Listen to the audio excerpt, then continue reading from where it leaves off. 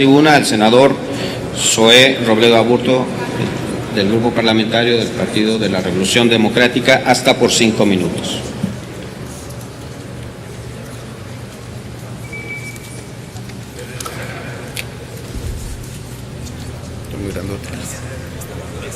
Muchas gracias, senador presidente. Compañeras y compañeros, ahora vamos a ponernos un poco filosóficos en este asunto y creo que se vale. Jean-Paul Sartre dijo alguna vez que estamos condenados a ser libres. Y para este filósofo francés, la libertad del hombre se basa en que siempre es nuestra decisión quién elegimos ser. La libertad, en ese sentido, se basa en la individualidad. Y la individualidad, a su vez, se basa en dos elementos: la elección y la responsabilidad. De esta manera, las personas que no pueden elegir, pues simplemente no son libres. Pero yo les preguntaría, ¿por qué alguien no podría elegir? Pues porque las circunstancias u otras personas les impiden elegir y en ese sentido vulneran su libertad. Ese fue el motivo principal del pacto social, que el Estado regulara la coacción, que se creara el monopolio de la violencia física legítima, como lo señaló Weber. Entonces una función del Estado es proteger la libertad de las personas, quizá la principal función del Estado. En ese sentido, habría que preguntarnos, ¿qué libertades son las que debe de proteger el Estado? Pues yo creo que es un tema a debatir, pero hay una en particular: la libertad entendida como la protección de los derechos fundamentales. Y esta disertación, que no pretende ser una disertación filosófica ni mucho menos, es una explicación relacionada a este dictamen que estamos a punto de votar.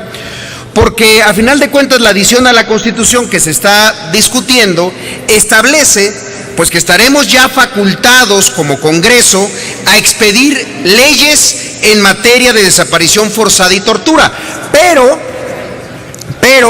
también lo podremos hacer en otras formas de privación de la libertad.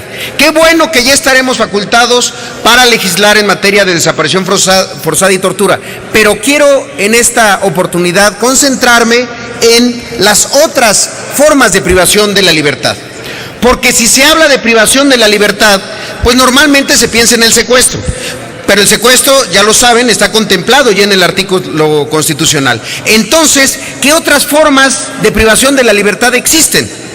Estoy seguro que este catálogo puede ser muy amplio, pero también tengo la seguridad de que un tema sí está en esta lista y sí estará para que lo podamos legislar, y es el desplazamiento forzado de personas.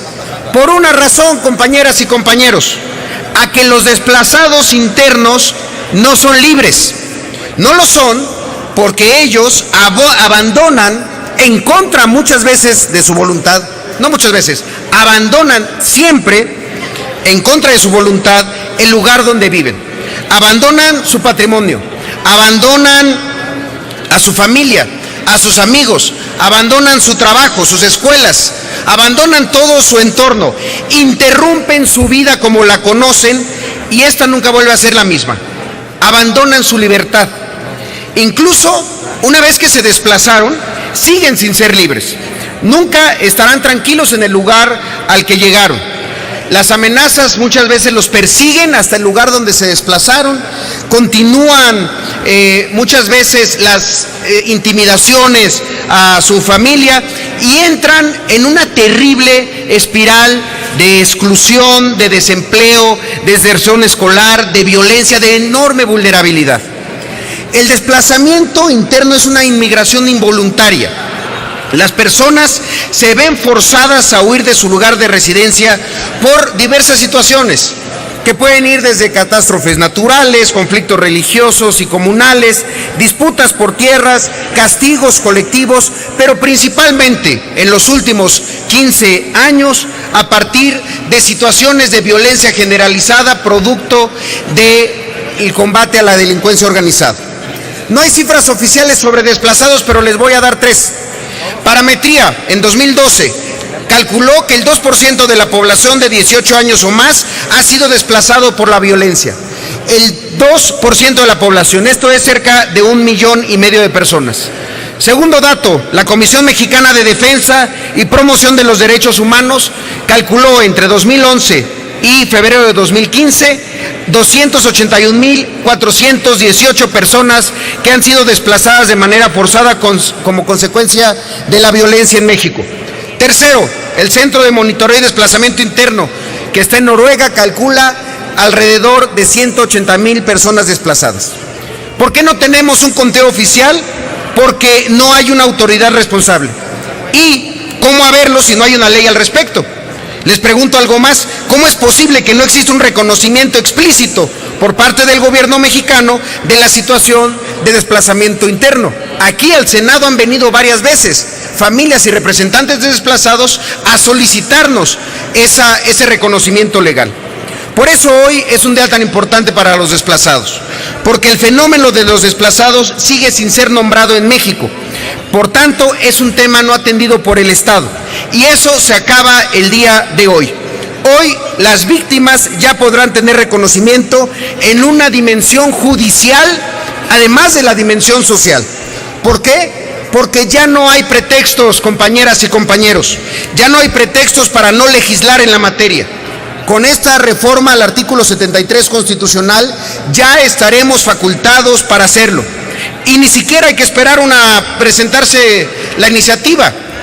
Ya hay una iniciativa presentada en diciembre del 2012 de Ley General para la Prevención y Atención al Desplazamiento Forzado en México, que además de seguir todos los lineamientos del relator especial de Naciones Unidas y los principios rectores, pues atiende y previene este fenómeno.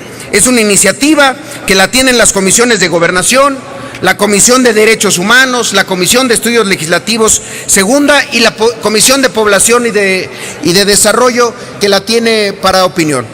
A estas comisiones, a estos compañeros, hay buenas noticias. Ya no hay pretextos para no dictaminar esta iniciativa de ley. Por eso hoy celebro este dictamen, porque el Congreso ya podrá legislar sobre tortura, ya podrá legislar sobre desaparición forzada, pero también voy a celebrar que el fragmento del texto que nos permite emitir ya una ley sobre desplazamiento interno.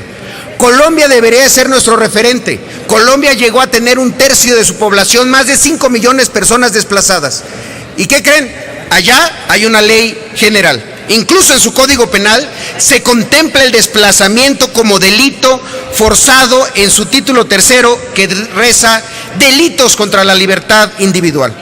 Por eso mi voto va a ser a favor del dictamen en lo general, pero sí insistiré en la conveniencia de hacer una mención explícita, por lo menos en la exposición de motivos sobre el tema de desplazamiento interno, tal como se ha hecho en delitos que afectan a la libertad. Por eso, senador presidente, presentaré la reserva exclusivamente para la exposición de motivos, para que se incluya ahí que el desplazamiento interno es una forma también de privación de la libertad.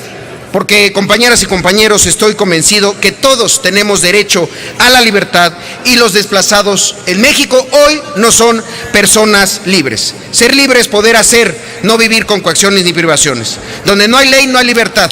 Démosle esa libertad a los desplazados reconociéndolos en esta ley. Bienvenida la reforma, mi voto a favor, y bienvenida también la posibilidad de ya legislar sobre desplazamiento interno forzado en nuestro país. Es cuanto, señor presidente. Muchas gracias.